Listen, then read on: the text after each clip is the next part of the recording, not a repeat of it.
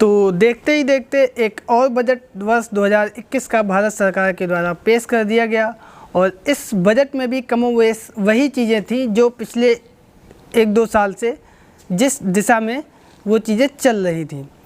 और पहले की अगर बात करें तो एक समय हुआ करता था जब बजट जिस दिन पेश होना था उस दिन सुबह 10 बजे से लेकर शाम को 5-6 बजे तक बजट पेश होता था और सारी चीज़ें डिटेल से बताई जाती थी कि कौन सी चीज़ महंगी हो रही है, क्या सस्ता हो रहा है, कहाँ पे टैक्स ज़्यादा है, कहाँ पे कम है, सारी चीज़ें लगभग डिटेल में बताई जाती थी।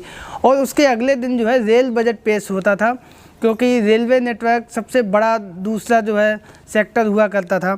और अब तो ऐसा लगता है कि सिर्फ़ और सिर्फ निजीकरण के अलावा कुछ होता ही नहीं है बोलने को, तो वो चीज़ें बहुत जल्दी से ख़त्म हो जाती हैं और ज़्यादा डिटेल में बताने का प्रयास भी नहीं किया जाता है जनता को, जिससे अंदर की जो चीज़ें हैं वो कहीं उसको पता ना चल पाए।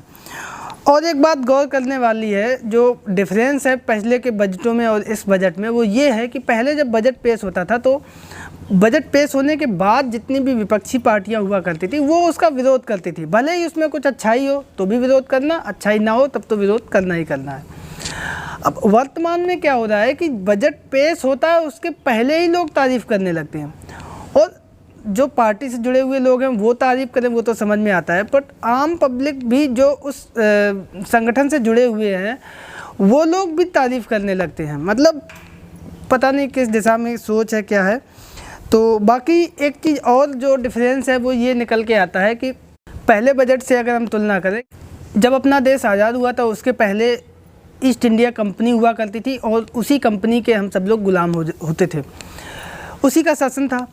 लेकिन अब क्या हो रहा है, स्वतंत्रता के बाद पहली बार ऐसा हो रहा है कि पूरा देश जो है वो उद्योगपतियों का गुलाम बनाने का प्रयास किया जा रहा है। निरंतर प्रयास उस दिशा में जारी है। और अगर एक शब्द में कहें कि बजट 2021, तो उसका एक शब्द में वर्गीकरण होगा निजीकरण। आप क्या राय रखते हैं बजट के बारे में, कमेंट करके हमें ज़रूर बताएं। बहुत बहुत धन्यवाद।